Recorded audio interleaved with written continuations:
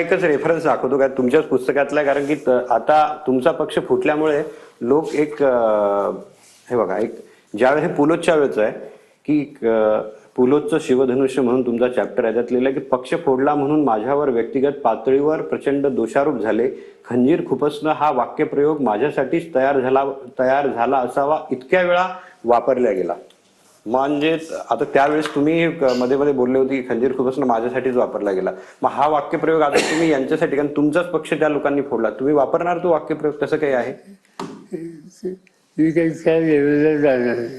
अच्छा, मी एक विचारतो की आता तुम्ही आयडिओलॉजीचं बोलले, दादांच्या आयडिओलॉजीचं, तर मग त्यांच्या आयडिओलॉजीमुळे तुम्ही त्यांचे परतीचे मार्ग बंद केलेत का?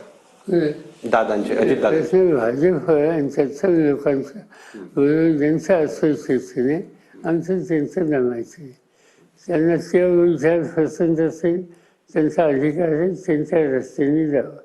आम्हाला तो रस्ता पसंत करत नाही, जो आम्हाला योग्य असतो त्या रस्त्याने आम्ही जाऊ. अच्छा, ठीक आहे. आता मी दुसऱ्या एका मुद्द्यावर येतो. अदानी बद्दलचा जो प्रश्न आहे त्यात दादा अगोदर बोलले की बैठक झाली, त्यात तुम्ही होतात, ते होते, नंतर ते नाही बोलले. पण त्या बैठकीत सत्य काय नेमकं? कारण तुमचंही नाव आलं होतं, तर त्यात सत्य काही आहे काय? अशा अनेक बैठका झाल्या. अदानी झाली असेल की दुसरे उद्योजकांसह झाले. मी जायला करून विश्वास ठेवतो. सुसंवाद हा ठेवला पाहिजे. मतभिन्नता असली ती मत समजून न घेणं ही भूमिका योग्य नाही.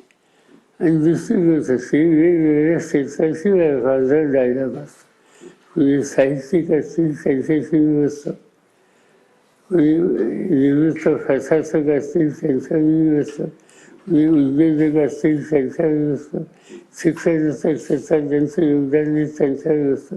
प्रश्न असा जाण्यामुळे तुम्हाला सुसंवाद चांगल्या अनेक गोष्टी करतात. आपण त्या सगळ्या गोष्टीचं तज्ञ असू शकत नाही. काही इश्यूज आपल्यासमोर लोक उभे करतात, त्याच्यावर अन्य सरकारांची जाणकारांची मतं काय आहेत हे समजून घेणं हे उपयुक्त गोष्ट आहे. आणि त्याच्यात काही कमी करणार नाही. आणि एकच उदाहरण तुम्हाला सांगतो, की देशाचा संरक्षण मंत्री झाला. संरक्षण मंत्री झाले, सफल देशाच्या नंतर 2 दिवस मला आधी नेहमी एअरफोर्सची व्हिजिट केले, पद्धत असते त्याप्रमाणे. पण मी खरं सांगतो की मला त्यावेळेला सैन्य दलाच्या रँक सुद्धा नीट माहीत नव्हत्या. लेफ्टनंट जनरल नव्हता, आता लेफ्टनंट होता, अशा प्रकारचीच. आणि दुसरी गोष्ट, एकंदर देशाची संरक्षणाच्या संदर्भातली स्थिती, त्याचं वाचन होतं मला, पण थोडं माहिती वाढली होती. मी काय केलं, 2 दिवसांनी वेळ काढला, कोल्हापूरला गेलो.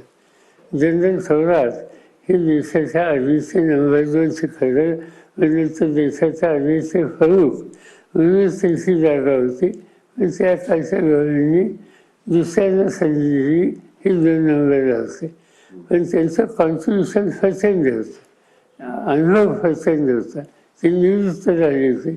मी सरळ दिल्लीवर जाऊन कोल्हापूरला गेलो आणि त्यांच्यावर बसून हा विषय समजून घ्यायचा प्रयत्न केला. मला काही हाय कमी प्रश्न नाही, मला कमीपणा वाटला नाही की मी डिफेन्स मिनिस्टर आहे, ते अधिकारी होते, अधिकाऱ्याच्या घरी जाऊन मी प्रश्न समजून घेतात. याच्यात कमतरता नाही. माझ्यापेक्षा त्या विषयाचं ज्ञान त्यांना अधिक होतं. आणि आपल्यापेक्षा एखाद्या विषयाचा समजून नाही एखाद्या व्यक्तीला अधिक असेल तर त्याच्याशी जाऊन जायला करणं, समजून घेणं, याच्यात अजिबात कमी करणार नाही. आणि ही माझी भूमिका कन्सिस्टंट आहे. शेवटचा प्रश्न.